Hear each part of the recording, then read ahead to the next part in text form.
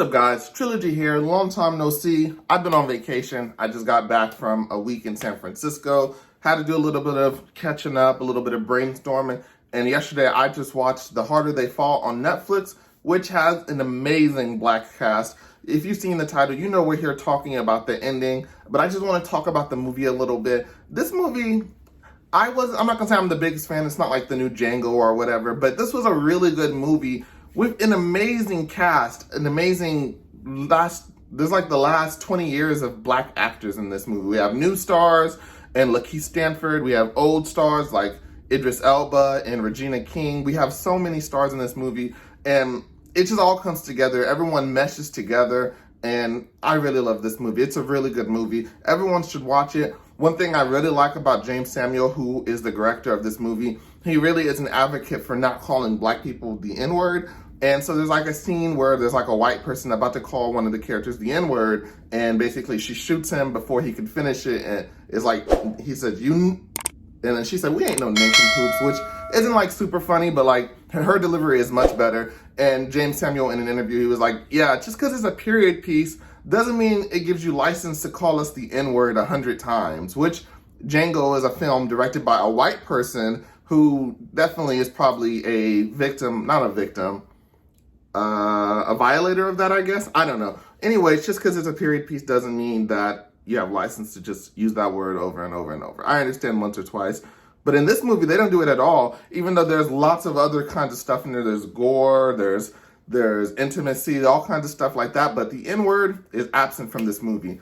But anyways, at the final scene, we have Rufus and then we have Nat, and they have their confrontation, and then Rufus delivers the fact that, and this movie was a little bit predictable.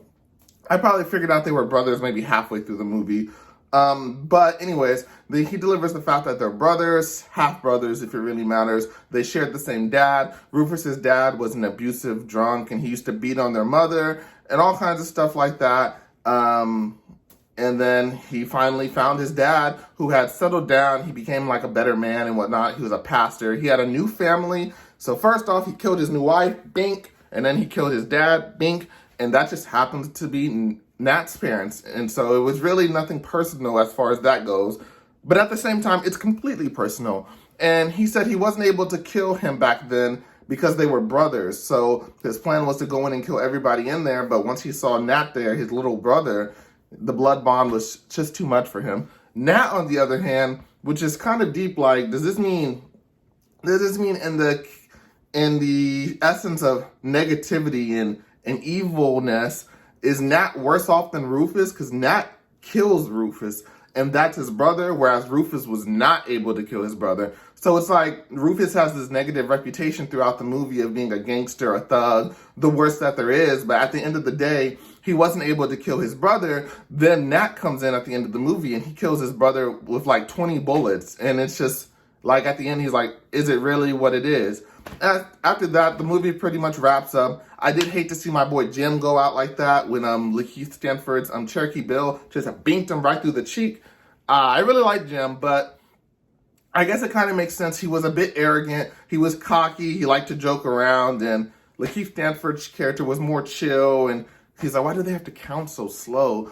And I really wanted to see like an actual duel, but I guess that's just the expectation that was set up by the director for the audience to expect. And they subversed that. It was a subversive play where we expected a duel and there wasn't any duel. I also think Lakeith Stanfield's character, Cherokee Bill, I think he went out like a punk where where Cuffy was able to kill him. I don't think that should have happened. That part sucked, but that's just my opinion. On top of that, at the end, we do see Nat Love. There's a plot there where he fakes his own death. They're like, well, why will the police know that he's dead? The sheriff's like, I am the police. If I say a man dead, a man dead. So I'm like, corrupt police in every era. So that's that. So he fakes his death. He goes off with his love interest, Stagecoach Mary, and they basically have a happy ending. But in the end, we can see Trudy Smith, which was the second in command character played by Regina King, kind of just standing there with her bowler hat in her hand. So it lets us know that she's definitely still alive. And James Samuel, the director, he says he wants to make a CCU, which is a Cowboys cinematic universe. So he says he may not bring all of the characters back, but he's always down to see more Trudy Smith. So we may not see The Heart of the Fall 2, but there may be another movie featuring Trudy Smith and maybe some of the other characters in this same universe, if that makes sense. So he set that up at the end, letting us know that she is still alive. And that's pretty much it. I mean, let me know if I missed anything. I'd be glad to answer your comments down below. I'm Trilogy with Trilogy Effect. I do movie breakdowns, anime, gaming, Dungeons and Dragons, all kinds of stuff on my channel. I have curated playlists on there. I definitely recommend you check those out. Subscribe if I answered any questions for you, or if you want to support the channel, see more content like this. And I'll catch you guys next time. Trilogy out. Peace.